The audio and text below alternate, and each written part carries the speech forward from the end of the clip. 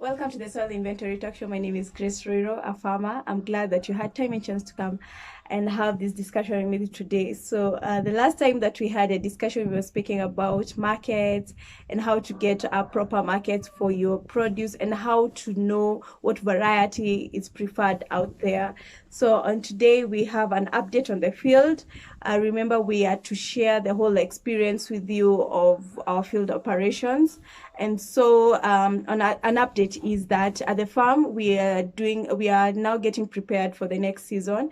And one of the things that we are doing, we are having trenches being dug, shallow ones, they're not very deep, being dug, and also additional water pans. This is important because one of the things is that water is a necessity in farming.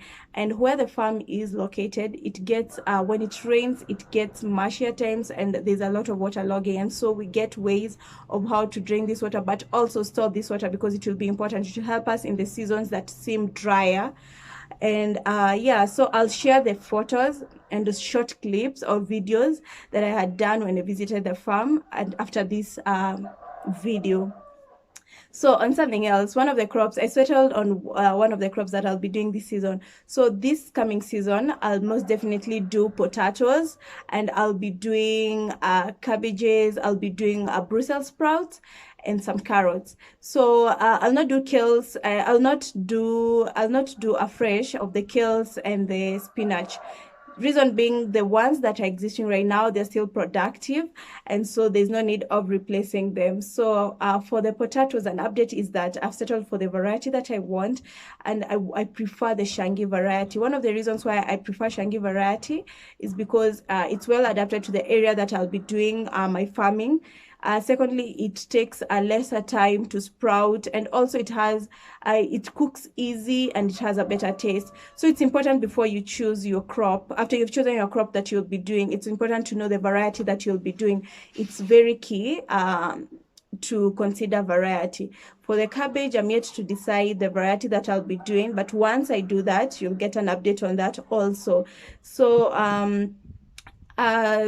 for the potatoes, this last week, I had been searching for where I could get certified seed. You remember we had a discussion on certified seeds. It's very, very important to use certified seed for your seasons or when you're doing planting. This is because the kind of seed that you use, it also determines the kind of output that you will get at the end of it all. So in my search, I went to one of the government institutions because I thought that will be easier. They'll maybe refer me to somebody who is near my farm who does maybe seed production. And of course, when you're doing seed production, that means you have to get a certification from the certifying body in our country, which is KEFIS. That is Kenya Plant Health Inspectorate Services. So, or rather, you may get it to the nearest government. Like for example, here where I do my farming, I know the nearest that I can get is at ADC, but also you can get it from farmers who have been contracted, and that's what they do. But make sure you get to see the certification and get to understand, and also just confirm that they are producing certified seeds. So I'll give an update where I'll get mine. I'm still weighing options, and why I'm weighing options, I also need to consider the transport costs from where I'll get the seeds to my farm, and also need to get the gradings and the sizes. So I need to consider all that, and once I have settled, I'll share contacts and also share where I got my certified potato seeds.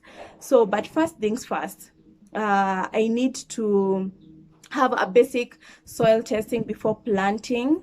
And you remember, soil testing is very important.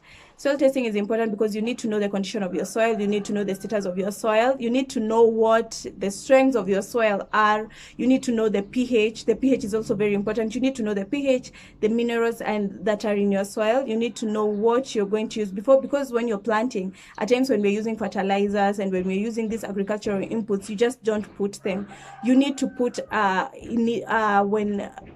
in need basis, if I would say. Yeah, you just don't give your farm nitrogen for the sake of nitrogen. We give because there's a need of that various minerals or nutrients in the farm for that will boost your crops. So I'll be doing also a soil testing. I'll take you through. I'll be using a local, I've already identified where I'll take my soil. I'll share details on that, and also I'll put it on the description box. I'll share details where I'll be taking my soil for soil testing, and also after I've done that, maybe next time I'll share the prices. And one thing I know, they visit farms. If it's within their vicinity, I think it's at no extra cost, but if it's far away, they charge the transport cost as well. So, and also they are affordable. It's important to also stick to a budget when you're doing your farming. You just don't farm with no clear budget, and also want to know what you're giving to your farm, because you also want a return after you have done the harvesting and all that. So far so good. That's an update of where we are at our farm. And yes, so thank you for joining. I'd like to engage more with you. Have you started your seasons? How are you preparing your seasons? And what are the practices that you're doing currently? For me, I'm just harvesting. I'm clearing the old crop that I had. I'll also just share the photos after this video, what we are doing currently. So when we have done harvesting, we'll wait the farm, we'll if I would say rest, the farm will rest for a bit. Then we'll have soil testing, we'll have land preparation, we'll have acquired the certified seeds that we want and the inputs that we'll want to use in our farm. But don't you worry. Hopefully I'll take you through what I'll be doing that season. So thank you very much. Thank you for watching.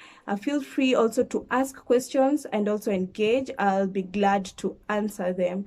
So remember to stay blessed and productive. Till next time. Bye-bye.